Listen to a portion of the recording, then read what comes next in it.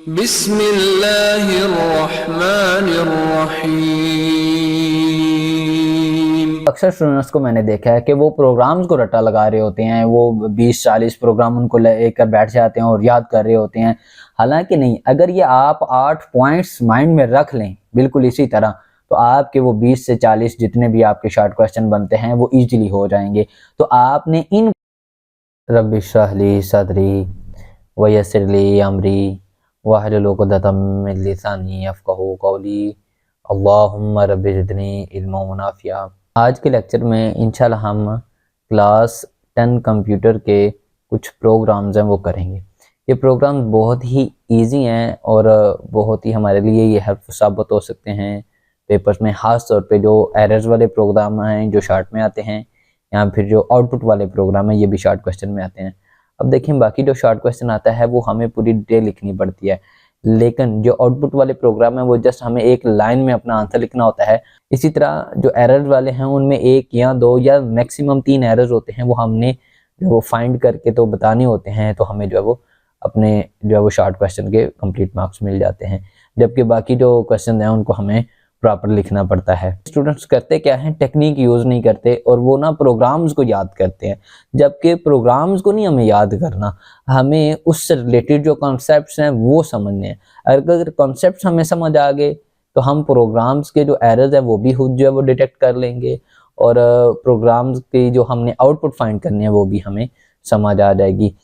तो ये हमारे पास क्लास 10 की कंप्यूटर की बुक है, ठीक है जी, जिसके ऊपर हमें सारे के सारे शॉर्ट क्वेश्चन भी और लॉन्ग क्वेश्चन भी और इसके साथ एमसीक्यूज और एक्स्ट्रा एमसीक्यूज भी मिल जाते हैं। ये मजीद सन्स वालों की ये बहुत अच्छी बुक है, बहुत अच्छा उन्होंने तैयार किया है। शॉर्ट क्वेश्चन जो है वो अलग दिए हुए हैं, लॉन्ग क्वेश्चन अलग से दिए हुए हैं। तो मेरा सिर्फ कहने का सिर्फ इतना ही मकसद है कि बजाय इसके कि आप सारे शॉर्ट क्वेश्चन और लॉन्ग क्वेश्चन जो है वो आप खुद से तैयार करें, लिखें, इसके बजाय आप जो है वो कोई भी, अगर आपको कोई और बेहतर लगती है, वो वाली जो है वो की बुक ले ले, तो मैं समझता हूँ 10 कंप्यूटर के लिए एक बेस्ट की बुक है। तो चलते हैं आज के जो प्रोग्राम्स वगैरह हैं उनको समझते हैं। तो ये हमारा चैप्टर नंबर 1 है। तो चैप्टर नंबर 1 में से बाकी तो शॉर्ट क्वेश्चन लिखे हुए हैं, उसमें जो है वो आपको इशू नहीं है, ठीक है। कुछ स्टूडेंट्स को ये जो यहाँ पे है आइडेंटिफाई एरर्स या आगे आउटपुट वाले प्रोग्राम में उनमें इशू आ रहा है, तो आज हम सिर्फ इनको डिस्कस करेंगे, ठीक है जी। तो मैंने बाकी जो है वो कैम स्कैनर से स्कैन नहीं किए, जस्ट जो आइडेंटिफाई एरर्स वाले प्रोग्राम हैं वो वाले, और जिनकी हमें आउटपुट बतानी है, ठीक है। ये चैप्टर नंबर 2 के स्टार्ट हो गए हुए हैं। उसके बाद ये यहाँ पे आपका चैप्टर नंबर 3 आ रहा है, तो हम जस्ट इनको डिस्कस करेंगे। तो चलते हैं चैप्टर नंबर 1 की तरफ। तो स्टूडेंट्स, इन सारे प्रोग्राम्स को जो चैप्टर नंबर 1 के भी हैं और आगे 2 और से लेके 5 तक भी हैं, इनको लर्न करने के लिए आपको चंद चीज़ें याद होनी चाहिए, चंद चीज़ों का पता होना चाहिए। वो क्या है वो देख लेते हैं। तो नंबर 1 पे है यूज हेडर फाइल, यानी आपने अपने प्रोग्राम में प्रॉपर तौर पे हेडर फाइल को यूज करना है। जिस तरह ये 2 हेडर फाइल यहाँ पे मैंने एग्जांपल के तौर पे यूज की हैं, उसमें हैश लगा होना चाहिए, इस तरह इंक्लूड लगा होना चाहिए, ठीक है। ये आपके सिंबल होने चाहिए, इवन डॉट भी मिस नहीं होना, ये सेम ऐसी चीजें होनी, ये दोनों लाइनें होनी चाहिए, ठीक है। आई से इनपुट और ओ से आउटपुट। इनपुट आउटपुट को फंक्शन आपने यूज करना है, लाइक जो है वो प्रिंट यूज करना है, स्कैन यूज करना है। तो वो अगर आप शुरू में हेडर फाइल ये वाली नहीं यूज करेंगे तो आप वो वाले फंक्शन इनपुट आउटपुट के अपनी बॉडी में यूज नहीं कर सकते हैं। अगर यूज करेंगे तो एरर आ जाएगा, ठीक हो गया। तो पहले नंबर पे आपने जो वो है हेडर फाइल प्रॉपर उनका यूज करना है, जो कि ये हो गई। तो दूसरे नंबर पे आपने मेन फंक्शन को प्रॉपरली यूज करना है, जिस तरह ये हमने यूज किया हुआ है वाइड मेन। तो यहाँ पे वी जो है वो कैपिटल है, वी कैपिटल नहीं है, वी स्मॉल है। आपकी जो सी लैंग्वेज है ये केस सेंसिटिव है। केस सेंसिटिव का मतलब ये होता है कि ये अपर केस में होगा तो आप उसे लोअर केस में नहीं लिख सकते, और अगर ये लोअर केस में है तो आप उसे अपर केस में नहीं लिख सकते। जैसा ये नीचे पॉइंट नंबर 2 है जो है वो हमारा कि सी लैंग्वेज हमारी क्या है, केस सेंसिटिव लैंग्वेज है। यानी कि अगर कोई हमारा जो है वो फंक्शन फ्लॉट है स्मॉल लेटर्स में, तो आप उसके सारे लेटर या कोई एक लेटर भी आप उसका कैपिटल नहीं डाल सकते। क्यों? क्योंकि ये केस सेंसिटिव है, यानी लोअर केस और अपर केस को सेंसिटिवली ये डिटेक्ट करती है। सो आपने जो स्मॉल है स्मॉल ही लिखने हैं, जो कैपिटल है वो कैपिटल लिखने हैं। तो ये भी समटाइम एरर्स होते हैं प्रोग्राम में, ठीक है। तो हेडर फाइल नंबर 1 पे। दूसरे नंबर पे आपने उसका जो है वो मेन फंक्शन चेक कर लेना है कि वी स्मॉल होना चाहिए, मेन ये सारा स्मॉल होना चाहिए, इस तरह आपकी जो ब्रैकेट्स होनी चाहिए। और फिर है जी आपकी बॉडी ऑफ द सी, यानी बॉडी ऑफ द सी वो कैसे पता चलेगा, जो कि ये ब्रेसेस, ठीक है, उसके अंदर क्लोज होती है, ठीक है जी। तो कर्ली ब्रैकेट स्टार्ट हो इस तरह से और कर्ली ब्रैकेट क्लोज भी होनी चाहिए। सम टाइम वो कर्ली ब्रैकेट नहीं लगाएगा तो वो एरर हो सकता है, ठीक है। तो दरमियान में आपकी बॉडी होगी। तो इस तरह आपके सी प्रोग्राम के ये 3 पार्ट्स होते हैं। पहले नंबर पे आपकी हेडर फाइल होनी चाहिए, ये हमने कह दिया। दूसरे नंबर पे हमारा मेन फंक्शन जो कि एक लाइन का होता है। नंबर 3 पे हमारी आ जाती है body of the C function, उसमें 2, 3 या ज्यादा लाइन का प्रोग्राम भी हो सकता है, डिपेंड अपॉन आवर प्रोग्राम। तो नंबर 2 पे हमारे पास आ जाता है केस सेंसिटिव, जो कि अभी हम डिस्कस कर चुके हैं कि फ्लॉट स्मॉल लेटर्स में है तो आप इसको कैपिटल नहीं लिख सकते। नंबर 3 पे आ जाता है कि must declare our variable before using in the program. जब आपने कोई भी वेरिएबल यूज करना है तो पहले आपने इसको डिक्लेयर करना है। जिसमें आप ये सकते हैं कि ये वाला, ये नीचे फ्लॉट एक्स, ये नीचे उन्होंने एक्स यूज किया हुआ है तो ये पहले उन्होंने डिक्लेयर किया हुआ है। तो अगर आप यूज करने से पहले इस तरह डिक्लेयर नहीं करेंगे तो वो भी एक एरर कंसीडर होगा, ठीक है जी। उसके बाद है ये डिक्लेयर करना कैसे है उसका तरीका भी। तो पहले नंबर पे तो डिक्लेयर होने चाहिए, अगर नहीं है तो ये एरर है। फिर डिक्लेयर करने का जो बेस्ट मेथड है वो क्या है अकॉर्डिंग टू प्रोग्राम, वो ये है आपका INT, यानी इंटीजर कोई टाइप है तो वो आपने जो है वो इंटीजर लिखना है, ठीक है, लेकिन वो स्मॉल होना चाहिए INT। फिर उसका आपने आगे जो भी वेरिएबल का नेम है XYZ जो भी है, और उसके बाद आपने उसका सेमीकोलन यानी स्टेटमेंट टर्मिनेटर यूज करना है। वेरिएबल डिक्लेयर करने के लिए टोटल 3 चीजें हो जाएंगी। पहले नंबर पे उसकी डाटा टाइप होगी, दूसरे नंबर पे वेरिएबल का नेम हो गया, और तीसरे नंबर पे आपका सेमीकोलन। ये 3 चीजें इसी तरह लाजमी होनी चाहिए। नंबर 5 पे हमारे पास आ जाता है यूज ऑफ प्रिंट फंक्शन, यानी आपने अपनी इधर बॉडी में print function let us suppose use करना है तो उसका क्या तरीका होगा। पहले नंबर पे तो वही बात आ गई कि जो वेरिएबल आप यूज करेंगे वो ऊपर डिक्लेयर होना चाहिए। उसके बाद है प्रिंट एफ। तो प्रिंट लगाने का तरीका ये है कि प्रिंट के साथ आपने एफ भी लगाना है। तो ये प्रिंट एफ जो है ये प्रिंट फंक्शन का एक्रोनिम है, यानी इसकी फुल फॉर्म है प्रिंट फंक्शन। तो अगर आप प्रिंट के साथ एफ इस तरह स्मॉल नहीं लगाएंगे या कोई लेटर में कैपिटल लिख देंगे तब भी एरर आ जाएगा। उसके बाद आपने क्या करना है, उसके बाद जो कुछ आपने लिखना है वो ब्रैकेट्स के बाद इस तरह कोटेशन में क्लोज होना चाहिए। फिर आपने जो वेरिएबल यूज किया इज इक्वल टू, ठीक है, उसका आपने फॉर्मेट स्पेसिफायर यूज करना है। और चूंकि आप इंटीजर यूज कर रहे हैं तो आपको पता है इंटीजर का फॉर्मेट स्पेसिफायर यहाँ %d होता है, यहाँ फिर %i होता है, तो इन दोनों में से कोई आप यूज करेंगे। उसके बाद कॉमा वेरिएबल का नेम और स्टेटमेंट टर्मिनेटर होना चाहिए। देन स्कैन फंक्शन को आप कैसे यूज करेंगे, स्कैन फंक्शन आप जो है वो पहले वेरिएबल डिक्लेयर करेंगे, फिर स्कैन एफ यानी एक्रोनिम है, ये किसका एक्रोनिम है, ये स्कैन फंक्शन का एक्रोनिम है। उसी तरह कोटेशन आ गई, उसके बाद %f आ गया, कॉमा, और यहाँ पे एम्परसेंड साइन यूज करेंगे। आप देख सकते हैं कि यहाँ पे जब हमने प्रिंट यूज किया था तब हमने यहाँ पे कोई भी एम्परसेंड साइन यूज नहीं किया, लेकिन यहाँ पे वो कह रहा है कि इधर आपने स्कैन जब लगाना है तो कॉमा के बाद एम्परसेंड साइन लाजमन यूज करना है, फिर आप अपना वेरिएबल नहीं लगाएंगे। और इफ एल्स स्टेटमेंट यूज करने का तरीका क्या है कि आपने अपनी इफ उसके बाद कंडीशन लिखनी है। कंडीशन कोई भी हो सकती है, if a lesser to b, a greater to b, कोई भी कंडीशन हो सकती है, लेकिन ये ख्याल करना है कि उसके बाद कोई स्टेटमेंट टर्मिनेटर नहीं है। उसकी याद रखने का तरीका क्या है या रीजन क्या है, इफ यानी अगर, यानी बात शुरू हो रही है तो स्टेटमेंट टर्मिनेटर तो यूज होता है जब बात खत्म हो रही हो। तो इफ अगर बात शुरू हुई है इसका मतलब है यहाँ पे कोई, इसके लास्ट पे कोई स्टेटमेंट टर्मिनेटर नहीं आएगा। और अगर आप यहाँ पे ये लास्ट पे स्टेटमेंट टर्मिनेटर लगा देते हैं तो वो एरर होगा, ठीक है जी। तो यहाँ पे कोई नहीं होना चाहिए। उसके बाद प्रिंट एफ आपने लगाना है, फिर जो भी आपने प्रिंट करवाना है वो इधर आप ब्रैकेट के अंदर लिखेंगे, और जब आपने उसको क्लोज करना है तो स्टेटमेंट टर्मिनेटर के साथ। एल्स के बाद आपने कोई और जो है वो स्टेटमेंट प्रिंट करवानी है तो उसका ये तरीका होगा। नंबर 8 पे आ जाते हैं कि इफ एल्स में अगर आपने एक एक जो है वो स्टेटमेंट प्रिंट करवानी थी फिर तो ठीक है, लेकिन अगर इफ एल्स स्टेटमेंट आपकी ज्यादा जो कुछ स्टेटमेंट्स हैं प्रिंट होने वाली, वो फिर आप कैसे लिखेंगे। तो पहली लाइन तो उसी तरह होगी, इफ कंडीशन जो भी है लेसर देन बी है या ग्रेटर टू बी है, और लास्ट पे कोई स्टेटमेंट टर्मिनेटर वगैरह नहीं आएगा यहाँ पे, ठीक है। उसके बाद अगर आपने ज्यादा स्टेटमेंट प्रिंट करवानी है तो लिखेंगे आप इसी तरह से ही, लेकिन वो किस में लिखेंगे, वो आप ब्लॉक बना के लिखेंगे, यानी कर्ली ब्रैकेट स्टार्ट और क्लोज करेंगे। यहाँ पे आप देख सकते हैं कि ऊपर यहाँ पे आपने कोई कर्ली ब्रैकेट स्टार्ट और क्लोज नहीं किए हैं, लेकिन यहाँ पे वो कह रहा है कि अगर आप इधर ज्यादा स्टेटमेंट हैं तो आप कर्ली ब्रैकेट्स यूज नहीं करेंगे, ब्लॉक आप नहीं बनाएंगे, तो प्रोग्राम एरर जो है वो जनरेट करेगा। एल्स के बाद फिर आपकी ज्यादा स्टेटमेंट हैं, यानी जब भी आपके पास इफ या एल्स में इस तरह ज्यादा स्टेटमेंट है तो आपने उनको ब्लॉक्स में लिखना है। अगर आप नहीं लिखेंगे तो प्रोग्राम एरर जनरेट कर देगा। अक्सर स्टूडेंट्स को मैंने देखा है कि वो प्रोग्राम्स को रट्टा लगा रहे होते हैं, वो 20-40 प्रोग्राम उनको लेकर बैठ जाते हैं और याद कर रहे होते हैं। हालांकि नहीं, अगर ये आप 8 पॉइंट्स माइंड में रख लें बिल्कुल इसी तरह, तो आपके वो 20 से 40 जितने भी आपके शॉर्ट क्वेश्चन बनते हैं वो इजीली हो जाएंगे। तो आपने इन पॉइंट्स को अच्छे तरीके से याद करना है, बाकी प्रोग्राम्स आपके हो जाएंगे। अब हम बाकी प्रोग्राम्स को सॉल्व करते हैं। तो फर्स्ट प्रोग्राम है कि आपने इन तीनों वेरिएबल्स को एक ही लाइन में सिंगल स्टेटमेंट में इनिशियलाइज करना है। तो वो मैंने आपको तरीका इधर बताया था कि इनिशियलाइज हमने कैसे करना है। ये इंटीजर x इक्वल टू 13 और अगर स्टेटमेंट टर्मिनेटर आ जाएगा, बस इतनी लाइन हमने लिखनी है। तो ये आप देख सकते हैं कि इंटीजर a इक्वल टू 12, तो ये हमने लास्ट पे इधर क्या लगा दिया, स्टेटमेंट टर्मिनेटर, और इनकी हमने a equal to 12, b equal to 14 and c equal to 19 यहाँ पे दे दिया। ठीक है जी, तो ये बिल्कुल हो गया आपका। तो आगे है कि आइडेंटिफाई एरर्स, यानी आपने फाइंड करना है कि इसमें क्या एरर है। स्टूडेंट आप देख सकते हैं कि आंसर नीचे लिखे हुए हैं, लेकिन चूंकि अब आपने वो 8 पॉइंट्स याद कर लिए, अब आपको एरर फाइंड करना इजी हो जाएगा। सर नीचे आंसर भी लिखा हुआ है।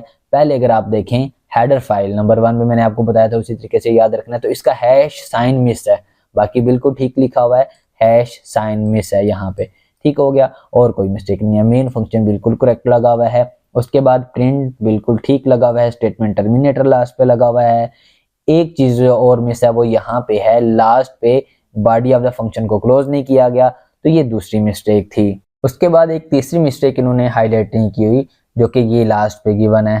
ठीक है, ये आपका सिंगल लाइन कमेंट है, तो आपको पता है सिंगल लाइन कमेंट में सिर्फ स्टार्ट में 2 स्लैशेस आती हैं, लास्ट में ये तो डबल लाइन कमेंट में यूज होता है। ठीक है, तो ये एक तीसरी मिस्टेक है कि don't use static slash in single line comment. Next आपका जो क्वेश्चन है आइडेंटिफाई एरर, आपका जो है वो हेडर्स जो है वो फाइल बिल्कुल ठीक लगी हुई है। ठीक है, उसके बाद मेन फंक्शन आपका बिल्कुल ठीक है, बॉडी आपकी लगी हुई है। ठीक है, हाँ देखा जाए तो ये स्लैश स्टैटिक लगा हुआ है, ये तो सिंगल लाइन कमेंट होता है, और इसके लास्ट पे सिंगल लाइन कमेंट का साइन लगा हुआ है।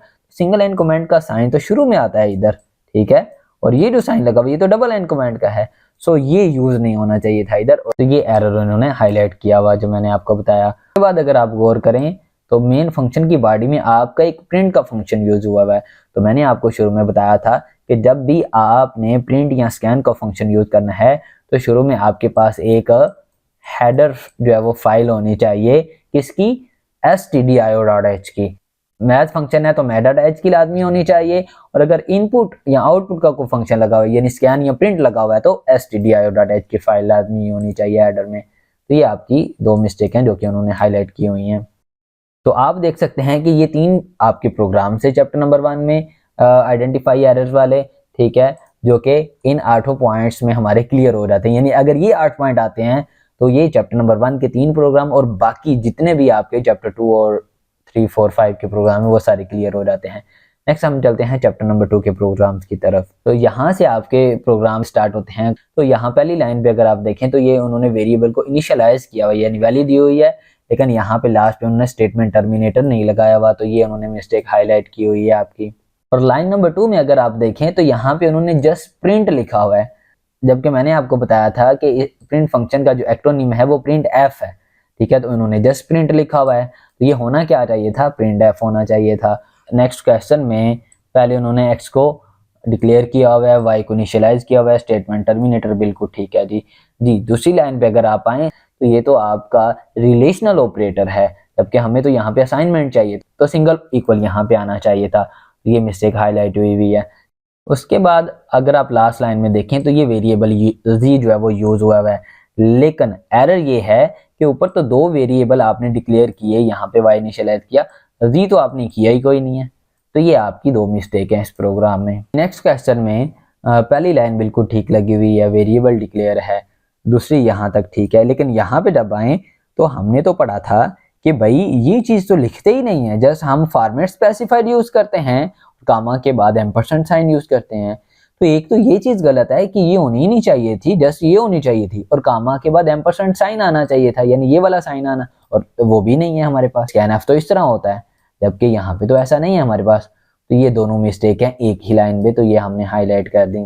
इस चैप्टर में आगे जितने भी आपके प्रोग्राम्स हैं वो आउटपुट वाले हैं, ठीक है। उनको समझने के लिए, उनको करने के लिए आपको ये फार्मूला जो कि हम क्लास 2-3 से पढ़ते हैं ये आपको आना चाहिए, और मोस्टली मुझे लगता है आपको आता ही है।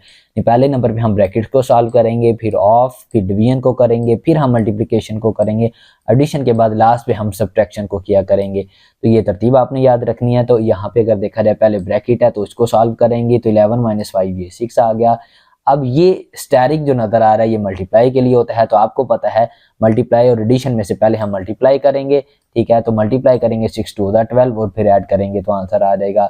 यहाँ पे भी पहले ब्रैकेट करेंगे तो 5 आ जाएगा, फिर मल्टीप्लाई करेंगे 25, ऐड करेंगे तो 31 आंसर आ जाएगा।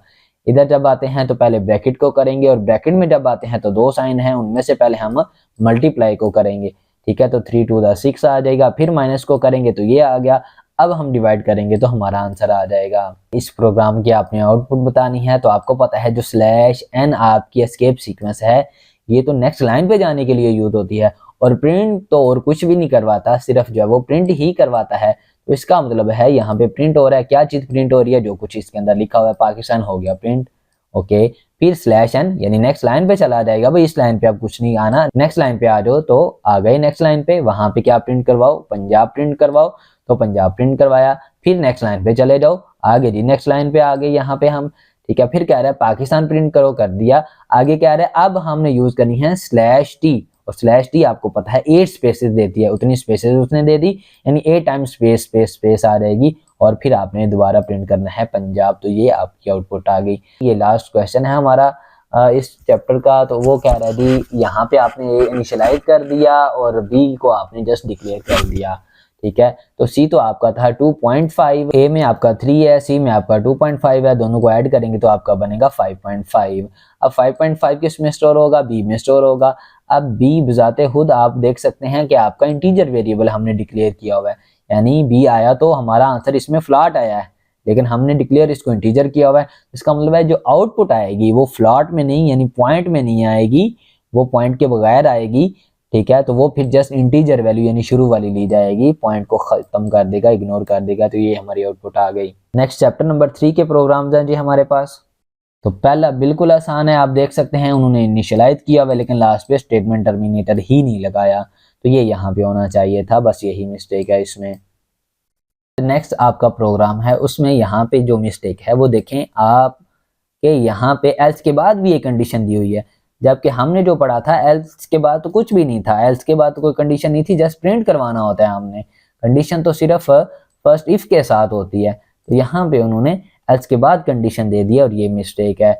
जब हम नेक्स्ट प्रोग्राम की तरफ आए, इसको देखें, तो हमने इफ लगाने का जो तरीका पढ़ा था वो ये था कि इफ के बाद कोई स्टेटमेंट टर्मिनेटर नहीं आता, यानी सेमीकोलन नहीं आता। हाँ, जो फर्स्ट आपने प्रिंट करवाना है उधर आपका स्टेटमेंट टर्मिनेटर आएगा। तो पहली में ये उन्होंने लगाया हुआ है जो कि नहीं होना चाहिए था, ठीक है, ये उन्होंने बता दिया। और दूसरी में चूंकि होना चाहिए था इसे और उन्होंने नहीं लगाया, तो ये इसके अंदर 2 मिस्टेक हैं। इस स्टेटमेंट में अगर देखा जाए तो मैंने आपको बताया था अगर तो आपकी एक ही प्रिंट आप करवा रहे हैं फिर तो ठीक है, लेकिन अगर आप ज्यादा प्रिंट यूज कर रहे हैं इफ में या एल्स में तो फिर तो आपको यूज करना चाहिए ब्लॉक, यानी आपको ब्रैकेट्स में इन्हें लिखना चाहिए, ठीक है। ये हमने पढ़ा था लास्ट पे। इस तरह इधर भी ब्रैकेट है, इधर भी दरमियान में प्रिंट आएगी, लेकिन एक प्रिंट लगी हुई है फिर इनको लगाने की जरूरत नहीं है। तो यहाँ पे ये हमारी मिस्टेक है कि ये नहीं लगाई गई, तो ये हमने हाईलाइट कर दिया एरर दी। इसकी अगर मिस्टेक देखी जाए तो सबसे पहली जो मिस्टेक है, इनिशियलाइज करने के लिए तो हम असाइनमेंट ऑपरेटर यूज करते हैं जो कि इक्वल का साइन होता है, डबल इक्वल का तो नहीं होता। तो पहली में ये मिस्टेक है, बाकी ठीक है। उसके बाद दूसरी में देखी जाए तो इफ वाली वही मिस्टेक रिपीट हुई, ठीक है। आप देख सकते हैं वही जो 7 से 8 आपके जो पॉइंट्स है वही बार बार रिपीट हो रहे हैं। तो दूसरी में ये मिस्टेक है कि आपका स्टेटमेंट टर्मिनेटर इफ के बाद तो आता ही नहीं है, ठीक है। तो ये 2 मिस्टेक हो गई। और थर्ड लाइन में भी आपका सेमीकोलन होना चाहिए था, जबकि यहाँ पे उन्होंने क्या लगाया हुआ है, कॉमा लगाया हुआ है। तो ये आपकी थर्ड मिस्टेक होगी जो कि इन्होंने हाईलाइट की हुई है। तो जैसा कि पीएम सीरीज के ऊपर सारे आंसर लिखे हुए हैं, ये उन्होंने मिस्टेक भी हाईलाइट की हुई हैं। मैं जैसा आपको बता रहा हूँ कि मुश्किल नहीं है कि आप इसको डायरेक्ट यहाँ से नहीं करो, आप इनके ये जो 6 पॉइंट हैं, 7-8 पॉइंट है, ये याद कर लो, तो ये वाले आपके लिए आसान हो जाएंगे। आंसर बेशक ऊपर लिखे हुए हैं, लेकिन आप इनको याद करोगे तो ज्यादा एफर्ट करनी पड़ेगी, और अगर आप ये वाले 8 पॉइंट याद करोगे तो आपको कम एफर्ट करनी पड़ेगी। यानी ये जस्ट एक पेज है, एक पेज के अंदर आपके सामने 20 से 40 जो है वो शॉर्ट क्वेश्चन हो रहे हैं। इस प्रोग्राम में आपने बतानी है आउटपुट। पहले अगर देखा जाए तो सी को उन्होंने इनिशियलाइज किया हुआ, ए बी जस्ट डिक्लेयर हैं, तो सी +5 यानी सी तो 10 है, +5 वो 15 आ जाएगा। इसका मतलब है बी में आपका आ गया 15। अब बी प्लस प्लस का मतलब होता है उसमें एक बढ़ा दो, तो बी चूंकि 15 आ गया था ना हमारा, एक हम इंक्रीज करेंगे, इंक्रीमेंट ऑपरेटर इसे बोलते हैं, वो तो 16 आ गया, इसका मतलब है ए के अंदर आ गया 16, तो ए ग्रेटर टू बी। अब मतलब है ए में तो आ गया 16 और बी में क्या आ गया हुआ था, बी में तो ये 15 पड़ा हुआ है। क्या 16 15 से ग्रेटर है, यानी इसका मतलब है ये कंडीशन हमारी होगी ट्रू। जब कंडीशन ट्रू होगी है फिर इसका मतलब है फॉल्स, यानी एल्स वाला तो पोर्शन खत्म हो गया, फिर ये हमारा एग्जीक्यूट होगा। तो C इज इक्वल टू ए, तो A अब आपका साइन होना है C को, तो A में क्या पड़ा हुआ है इस वक्त, A में तो इस वक्त पड़ा हुआ है ये 16, और ये 16 किसको मिल जाएगा, C को। यानी हालांकि C में इस वक्त 10 था, लेकिन वो कह रहे हैं नहीं नहीं, आपने करना क्या है, A की वैल्यू उठा के आपने C को देनी है जो कि 16 है, तो ये हमारी जस्ट आउटपुट आएगी। अब इसमें हमने ये भी ख्याल रखना है कि हमारी आउटपुट सिर्फ ही 16 क्यों नहीं आई, यानी ये C इज इक्वल हमें क्यों लिखना पड़ा है। अगर आप देखें तो उसमें जो डबल कोटेशन है C इज इक्वल भी लिखा हुआ है, तो अगर C इज इक्वल लिखा हुआ है तो इसका मतलब है यहाँ पे C इज इक्वल वैसे का वैसे आएगा। हाँ, C इज इक्वल ना लिखा होता फिर जस्ट हमारी ये 16 वाली आनी थी, लेकिन क्योंकि अभी C इज इक्वल लिखा हुआ है तो पहले C इज इक्वल वैसे का वैसे ही आएगा, फिर परसेंटेज डी के अंदर जो भी आपका जो वो वैल्यू आई है इससे की वो आप लिखेंगे तो वो 16 है, इसलिए ये वाली अभी करेक्ट होगी। अगर ये आप लिखेंगे तो गलत हो जाएगी। कुछ क्वेश्चन में आगे जाके ये हम यूज करते हैं जिसमें उसका नाम नहीं आता वेरिएबल का। नेक्स्ट प्रोग्राम में आते हैं, तो ये आपने दो वेरिएबल इनिशियलाइज किए और इफ स्टेटमेंट लगी हुई है जिसके according x greater to y, x में तो 5 और वो ग्रेटर टू 10 क्या है, बिल्कुल नहीं है, ये तो फॉल्स है। तो ये पूरी आपकी ये जो आपकी दोनों लाइनें ये तो स्किप हो जाएंगी। क्यों स्किप होंगी, क्योंकि आपकी सिंपल इफ लगी हुई है और वो जो है उसकी कंडीशन फॉल्स होगी, कंडीशन फॉल्स हो गया तो उसकी सेकंड लाइन एग्जीक्यूट ही नहीं होगी। इसका मतलब है इसको स्किप करके फिर हम इधर आ जाएंगे, y प्लस प्लस करेंगे, यानी y में 10 था तो y प्लस प्लस इंक्रीमेंट करेंगे, ऊपर भी हमने देखा तो 10 से वो क्या हो जाएगा 11। ठीक हो गया। अब प्रिंट जो करवाना है वो पहले नंबर पे प्रिंट होगा value of y is equal, तो value of y is equal वैसे का वैसे ही। उसके बाद आएगी परसेंटेज डी वाई, यानी y के अंदर जो वैल्यू है पड़ी हुई अभी वो हमें दे दें, तो वो क्या पड़ी हुई थी, वो है 11, तो वो यहाँ पे प्रिंट हो गई, तो ये हमारा आंसर आ गया। प्रोग्राम में चलते हैं, यहाँ पे लिखा हुआ a प्लस बी, ए में तो इस वक्त 3 पड़ा हुआ है और b में 5, वो ऐड करेंगे तो हमारा आंसर आ जाएगा 8। आगे इफ लगी हुई है, उसका मतलब कह रहा है a ग्रेटर टू 8, a में तो आ गया 8, तो क्या 8 से ग्रेटर है, नहीं भाई इक्वल हो सकता तो फिर हो जाना था, अभी ग्रेटर नहीं है, तो ये आपकी लेफ्ट साइड के आगे फॉल्स। और आपको पता है ये एम्परसेंड यानी एंड लगा हुआ है और एंड में कोई एक भी फॉल्स हो जाए तो दूसरी फॉल्स है, तो इसको फिर देखने की जरूरत ही नहीं है। इसका मतलब है ये जो हमारी इफ लगी हुई है फॉल्स है, तो अगर फॉल्स है तो ये तो सिंपल इफ है, सिंपल इफ है तो ये दूसरी लाइन इसकी फिर स्किप हो जाएगी, यानी इसकी ये स्टेटमेंट एग्जीक्यूट नहीं होगी, आपको पता है। फिर हम ये जंप करके इधर आ जाएंगे, जंप करके जब इधर आएंगे तो वो तो प्रिंट करवा रहा है किसको, ए इज इक्वल को, तो ए इज इक्वल वैसे का वैसे प्रिंट होगा। फिर डी यानी परसेंटेज डी किसका, ए का, ए के अंदर क्या पड़ा हुआ है 8, तो वो आ गया 8 प्रिंट हो गया आपका, आप देख सकते हैं। देन आए बी इज इक्वल वैसे का वैसे ही आ गया। उसके बाद फिर डी प्रिंट होगा, परसेंटेज डी के अंदर क्या पड़ा हुआ है डी, वो तो बी, तो बी के अंदर इस वक्त क्या है डी, वो है हमारे पास 5, तो वो प्रिंट हो गया आपका। तो ये प्रोग्राम थोड़ा सा कंफ्यूजिंग है, तो बड़े ध्यान से करना है, बहुत आसान।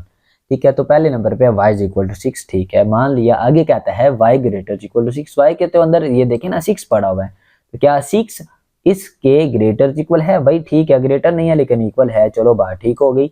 अगर ठीक हो गई है तो नीचे वाली लाइन पे आ जाओ, अदरवाइज हम इसको स्किप कर देते। आगे नीचे वाली लाइन पे नीचे कहता है y लेसर देन 10, तो y के अंदर तो हमने ऊपर देखा पहली लाइन में 6 है, तो 6 लेस देन 10, बात बिल्कुल ठीक है, ठीक है। तो फिर नीचे वाली लाइन पे आ जाओ, y प्लस प्लस यानी इंक्रीमेंट कर दो, तो y के अंदर तो फिर 7 आ जाएगा ना इंक्रीमेंट होने से। अब क्या रहा है, क्या y 16 से ग्रेटर है, यानी 7 16 से ग्रेटर है, नहीं भाई कभी नहीं। अगर ग्रेटर नहीं है तो आपको पता है फॉल्स हो गई ना, फिर फॉल्स हो जाए तो जब फिर इसकी पहली स्टेटमेंट तो एग्जीक्यूट ही नहीं होगी, फिर हम जंप करके एल्स की तरफ आ जाएंगे। फिर क्या काम होगा, y इज इक्वल टू 2, यानी 2 किसको असाइन हो जाएगा, y को, यानी बाकी सारी चीजें खत्म हो जाएंगी, 6 7 10 जो भी आ रहा था, y को क्या असाइन हो जाएगा 2। तो आगे प्रिंट वो क्या करवा रहा है, value of y is equal तो value of y is equal, क्या मिलनी है, परसेंटेज दी, यानी क्या पड़ा हुआ है इसके अंदर, वो तो y पड़ा है और y में क्या है दी 2, तो वो प्रिंट हो गया। यहाँ पे मैं एक चीज क्लियर करता चलूं कि मैथ में हमारा जो इक्वल होता है वो सिंगल इक्वल होता है, लेकिन सी लैंग्वेज में आपको ये चीज क्लियर करता चलो जो मैंने आपको पहले भी बताई है कि मैथ में हम जो इक्वल डालते हैं वो यहाँ पे ये डबल इक्वल वाला इक्वल होता है, यानी मैथ का सिंगल इक्वल, तो सी लैंग्वेज में उसके लिए हमें डबल इक्वल लगाना पड़ता है। अगर आप सिंगल लगाएंगे तो वो मैथ वाला कंसीडर नहीं होगा, वो असाइनमेंट ऑपरेटर कंसीडर होगा। जिस तरह यहाँ पे 2 असाइन हो रहा है, ठीक है, किसको, एक्स को, ठीक है, तो ये आप नहीं लिख सकते सी लैंग्वेज में, वेरिएबल को कंपेयर कर ही नहीं सकते आप कांस्टेंट से, ठीक है, ये गलत है, ठीक है। इसी तरह 1 ये असाइनमेंट है सी में, तो ये भी आप नहीं कर सकते, उसके लिए ये आपको करना पड़ेगा। तो पहली चीज अगर आप देखें तो यहाँ पे वो कह रहा है 1 इज इक्वल टू 2, क्या वो कंपेयर कर रहा है ना, क्या 1 2 के इक्वल है, तो बिल्कुल भी नहीं है, 1 तो 1 है और 2 का मतलब 2 है। इसका मतलब है ये पहली कंडीशन फाल्स हो जाएगी, ये प्रिंट नहीं आएगी, बल्कि हम जंप करके एल्स की तरफ आ जाएंगे और प्रिंट क्या करेंगे, प्रिंट ये चीज करेंगे फाल्स, तो प्रिंट हो गया। आगे देखें, कहता है कि a इज इक्वल टू 10 20, यहाँ पे b में है तो b में 20 है, okay, lesser equal to a में 10 है, क्या ये बात ठीक है? तो आप देख सकते हैं 20 और 10, 20 लेसर है, नहीं भाई 20 तो लेसर नहीं होता, इसका मतलब है ये फाल्स है। जब फाल्स है तो पहली लाइन हम जब स्किप कर देंगे, हम तो एल्स कंडीशन पे आ जाएंगे ना, एल्स स्टेटमेंट पे। जब एल्स पे आएंगे तो एल्स में तो प्रिंट हो रहा है यस, तो हम क्या प्रिंट करवा देंगे, ये चीज यस जी। नेक्स्ट आते हैं, यहाँ पे x के अंदर क्या पड़ा हुआ है 5 और y के अंदर पड़ा हुआ है 8, क्या 5 ग्रेटर है 8 से? बिल्कुल भी नहीं है, फाल्स होगी। जब फाल्स होगी ये फर्स्ट स्टेटमेंट एग्जीक्यूट नहीं होगी, बल्कि स्किप होके एल्स वाली एग्जीक्यूट होगी। और उसमें क्या प्रिंट होना है, उसमें प्रिंट होना है परसेंटेज डी। परसेंटेज डी के अंदर क्या है, y की वैल्यू, और y में क्या है 8 पड़ा हुआ है। अब मैंने आपको वो शुरू में बताया था ना कि इसमें y is equal to 8 print नहीं हुआ, ठीक है, इसमें जस्ट 8 प्रिंट हुआ है। क्यों? क्योंकि यहाँ पे अगर वो देता y is equal double quotation के अंदर, फिर वो प्रिंट होना था। तो ये चीज भी आपने ख्याल रखनी है। अगर आप आउटपुट में लिखते हैं y इज इक्वल टू 8, ठीक है, जबकि ये आ रहा होगा, तो फिर अगर आप ये लिख देते हैं तो आपको 0 मार्क्स मिलेंगे। इसलिए एहतियात करनी है आपने, यहाँ से ये चीज देख लेनी है कि आपको डबल कोटेशन के अंदर क्या चीज गिवन है, ठीक है, अगर है तो उस तरह से आपने प्रिंट करवाना है। इस प्रोग्राम में a के अंदर 30 पड़ा हुआ है, तो क्या 30 33 से ग्रेटर है? बिल्कुल भी नहीं, ये तो फाल्स हो जाएगा और ये स्टेटमेंट स्किप हो जाएगी, एल्स जाके प्रिंट होगी। तो प्रिंट के अंदर क्या पड़ा हुआ है फेल, तो वो यहाँ पे सिंपल वैसे ही जब आउटपुट पे आ जाएगा। उसके बाद आउटपुट में आपने देखना है कि यहाँ पे है x इक्वल टू 19, ठीक है, और आपको पता है ये जो मॉडुलस ऑपरेटर है, तो मॉडुलस आपको इस तरह डिवाइड करने के बाद रिमाइंडर बताता है, तो इसका आंसर 1 आएगा। क्या 1 इसके इक्वल है 0 के? ये कंपेयर कर रहा है ना, ये डबल इक्वल लगा हुआ है, तो क्या ये इक्वल है इसके 0 के? भाई नहीं, इक्वल तो नहीं है। जब इक्वल नहीं है तो आपने फर्स्ट लाइन को इसको स्किप कर देना है स्टेटमेंट को, तो एल्स के ऊपर आ जाना है। तो एल्स में आपने क्या प्रिंट कर देना है, ऑड प्रिंट कर देना है यहाँ पे। नेक्स्ट हमें कह रहा है कि a मॉडुलस 2 a यानी 7 है a में, तो 7 मॉडुलस 2 जब फाइंड करेंगे 2 3 6, तो आपका रिमाइंडर आएगा 1। तो वो यही तो कह रहा है, क्या इतने का जो आंसर आ रहा है, ठीक है, क्या वो नॉट इक्वल का सिंबल लगा हुआ है ना, क्या वो नॉट इक्वल टू 0 है? यानी वो जो भी आंसर आएगा, क्या वो नॉट इक्वल टू 0 है? क्या वो 0 के इक्वल नहीं है? तो बात तो बिल्कुल ठीक है, इस वाली जो है वो आपकी एग्जीक्यूट नहीं होगी, अब ये वाली ही एग्जीक्यूट होगी, ठीक है। एल्स वाली को हम स्किप कर देंगे तो क्या प्रिंट हो जाएगा, ऑड प्रिंट हो जाएगा। नेक्स्ट प्रोग्राम है हमारा आउटपुट वाला, और पहली हमें इफ में कंडीशन दी गई है x greater than y, x 5 है, y आपका 3 है, क्या ये 5 ग्रेटर है 3 से? बात बिल्कुल ठीक है, ठीक है। तो आगे हम परसेंट स्टैंड की बात चेक कर लेते हैं। y लेसर टू z है, y तो 3 है और z 6 है, लेसर है, बिल्कुल ठीक है। जब आपको पता है आपकी स्टेटमेंट ट्रू है, तो फिर आप ट्रू के बाद वाली स्टेटमेंट को एग्जीक्यूट करेंगे, इसकी एल्स तो है ही नहीं है वैसे भी, ठीक है। तो हम आ जाएंगे फिर इसके जो है वो इनर पार्ट में आ जाएंगे, x is equal to y, यानी y की जो वैल्यू है वो असाइन हो जाएगी x को। तो y के अंदर तो इस वक्त क्या पड़ा हुआ है 3, तो 3 फिर किसको असाइन हो जाएगा, x को, तो ये हमने असाइन कर दिया, ठीक है। उसके बाद 5, अब y में पहले एक्चुअली 3 था, लेकिन वो कह रहा है नहीं, अब आप अपने पास से हम आपको नंबर दे रहे हैं 5, आपने असाइन करना है y को, ओके, y को ये असाइन कर दिया। आगे वो कह रहा है z को आपने पहले 6 दिया हुआ था हमने कहा, तो लेकिन अब आपने z को क्या असाइन करना है, x वाली वैल्यू, और x वाली क्या वैल्यू आ गई थी, x वाली तो ये वैल्यू आ गई हुई है, अब आपने वो असाइन करनी है, पीछे वाली तो भूल जानी है जो शुरू में थी, तो z को ये असाइन हो गया। उसके बाद जब हम इधर आते हैं तो वो कहता है अब क्या चेक करें, क्या ये x और z दोनों बराबर हैं? तो बात तो बिल्कुल ठीक है भाई, x के अंदर भी 3 है और z के अंदर भी 3 है। अगर तो ये करेक्ट है तो फिर तो आपको पता है इस वाली बात ही खत्म होगी, वो फिर हम एल्स पार्ट की तरफ तो जाएंगे ही नहीं, तो हम इफ के जो वो फर्स्ट ट्रू वाले इनर पार्ट में एंटर हो जाएंगे। ठीक है, उधर जब हम आते हैं तो x के अंदर वो कह रहा है ये काम करें भाई आप, x में तो 3 है ये आप देख सकते हैं, और y में पीछे से क्या आ रहा था 5 आ रहा था, वो ऐड करेंगे तो 6। वो आपने प्रिंट क्या करवाना है, प्रिंट ये करवाना है value of x equal to वो सेम है प्रिंट हो जाएगा आपका। उसके बाद परसेंटेज d के अंदर जो वैल्यू है यानी वो आप यहाँ पे एंटर करवा देंगे, तो वो क्या है x, और x क्या बना हुआ ये आप ऐड करेंगे तो यहाँ से आपका आ जाएगा 8, वो यहाँ पे आ गया। दी नेक्स्ट प्रोग्राम में यहाँ हमारे पास ये इफ कंडीशन दी हुई है आगे कि भाई यहाँ पे अगर देखा जाए इन दोनों में आपका एम्परसेंड यानी एंड लगा हुआ है, तो क्या 5 ग्रेटर है 10 से? भाई ऐसा तो मुमकिन ही नहीं है, तो इसका मतलब है इन दोनों का जो आंसर आएगा वो फॉल्स आएगा, क्योंकि ये ट्रू हो भी जाए ये वाली जब फॉल्स हो गई है राइट साइड, तो आपको पता है एंड का ये रूल है, कोई एक फॉल्स हो जाए तो रिजल्ट फॉल्स आ जाएगा, इन दोनों का रिजल्ट आ जाएगा फॉल्स। अब ये देखते हैं इसमें x इज इक्वल टू 4, तो 5 4 के इक्वल है, इसका भी ऑलरेडी फॉल्स है, इसका मतलब है इधर से भी फॉल्स आ गया, इधर से भी फॉल्स आ गया, तो फॉल्स फॉल्स आर में भी बेशक है वो तो फॉल्स ही होता है। जब फॉल्स हो गया तो फिर तो ये इफ वाली ये जो फर्स्ट कंडीशन है ये आपकी एग्जीक्यूट नहीं होगी, उसको हम स्किप करके एल्स वाले की तरफ आ जाएंगे और प्रिंट क्या करवाएंगे, ये चीज प्रिंट करवाएंगे प्रिंट एफ के अंदर जो कुछ लिखा हुआ है।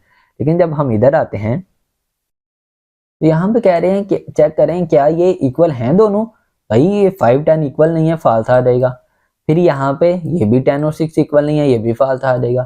फिर यहाँ पे 5 लेसर है 6 से, जी ये बात बिल्कुल ट्रू है।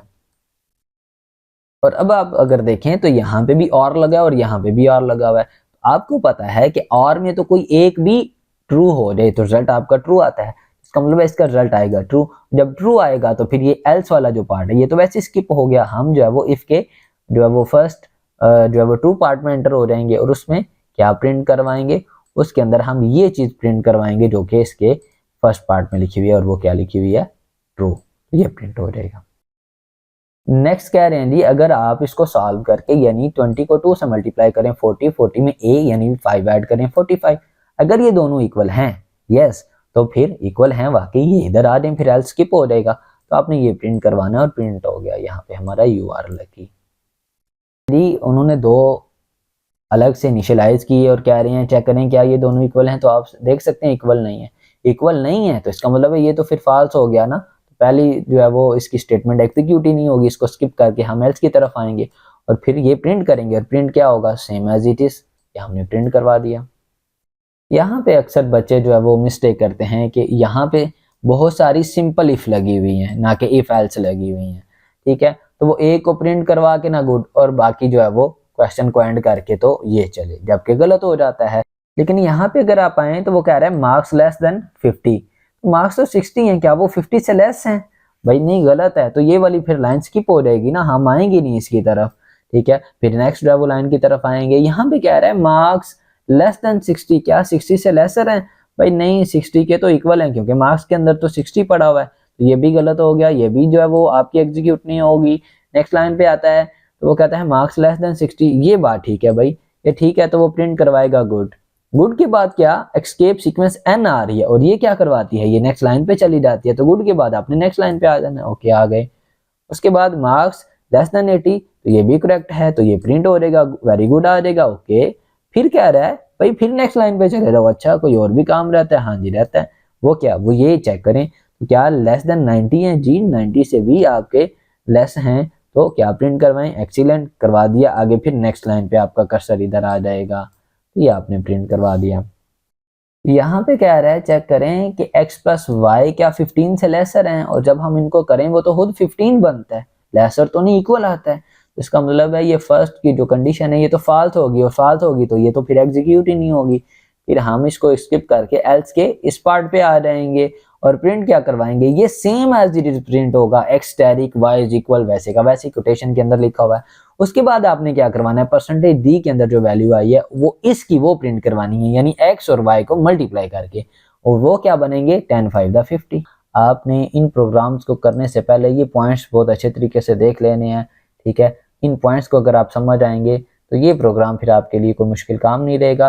तो आगे चैप्टर नंबर 4 और 5 के थोड़े थोड़े से प्रोग्राम हैं, वो टोटल जो है वो 5-10 मिनट का काम है, वो इंशाल्लाह हम फिर कभी जो है वो नेक्स्ट वीडियो में करेंगे। मिलते हैं नेक्स्ट वीडियो में, तब तक के लिए अल्लाह हाफिज़।